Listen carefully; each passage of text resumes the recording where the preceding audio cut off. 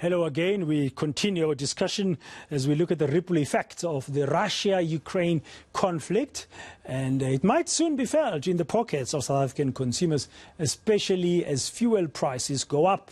To top it all up, experts are saying there could be a bigger interest rate hike to help curb inflation, which means you might end up paying more for products like a loaf of bread. So if you didn't think the conflict so far away from here meant anything to you, maybe you want to think again. Let's get better understanding on this by talking to David Shapiro from Sasfin Securities. David, good afternoon. Thank you very much for your time. Yes, the conflict is taking place geopolitically very far away, but we live in a global village and the markets are connected.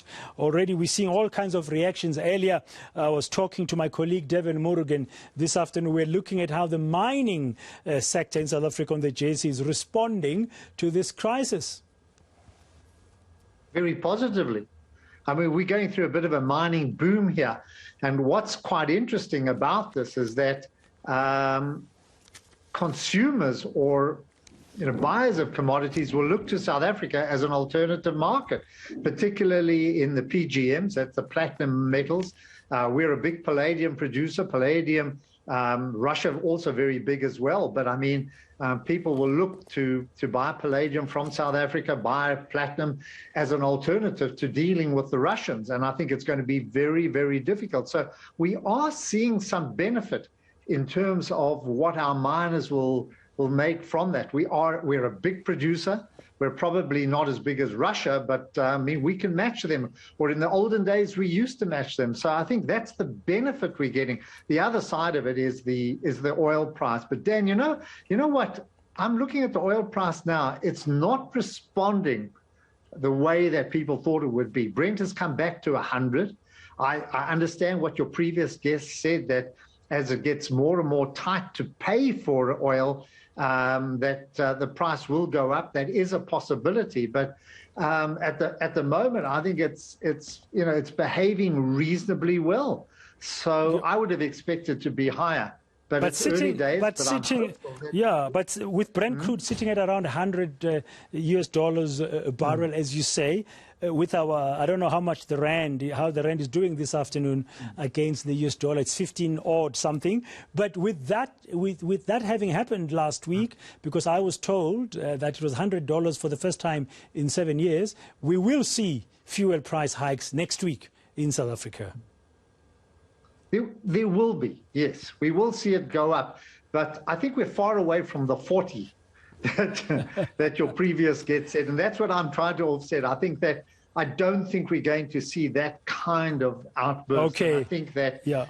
I think the point, I think the point Dr. Thomas Hausen was making was, if the conflict carries on, the sanctions by the West against Russia continue to bite, and the switch, that financial banking switch system has been turned off now for Russian banks and stuff. They won't be able to pay anybody in the West, so they'll stop the flow of gas and oil, and things can go haywire.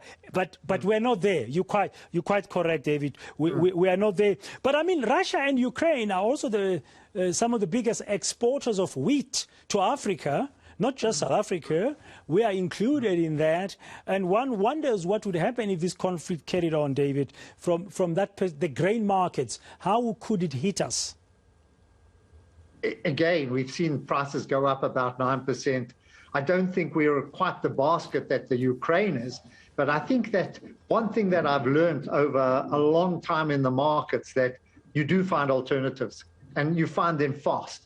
And I'm always fascinated by the way that markets adapt and look for alternatives. I've lived through the 73 fuel crisis and others as well. And eventually the markets do come to terms with it. It might cause a bit of inflation, and it can be quite severe, but you've got to get on top of that. But I think that increases in prices are a natural, weight on demand. They keep demand down, which in itself starts to bring prices. And I think the one thing that we might see here, and I know you spoke about inflation going through the roof and therefore the Reserve Bank coming and increasing rates. Why would they do that? If oil is going up, if we're going to pay more for food, that means that's a natural kind of obstacle to demand. It brings down demand, and that in so way you don't think inflation itself. You don't think we might see a bigger interest rate hike than the 25 basis point we got last time from central bank here, our Reserve Bank? Well, you see, I'm an accountant. I'm not an economist, so I don't know monetary theory. My accounting knowledge or my accounting, you say, why are you going to do that? You know, people are going to be poorer. Why do you want to make them further? Why do you want to make people are already poor, David? We are already poor. We are already poor. So why you want to make us poorer? Yes.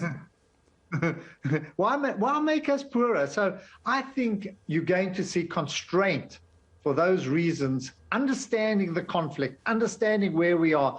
I think Reserve Bank, looking at inflation will say, look, we can hold back a little. Let's see how this settles down before we start imposing even further rate increases on a population. You know, I loved what the Minister of Finance said. He said, you know, this is not the time to raise taxes. You know, people are poor. They don't want to pay. Well, I think it's the same thing with interest rates. This is not the time to raise interest rates. Let's hope. And I give you my non-economic view. Yeah, let's hope Governor Lesisha Kganyago is listening.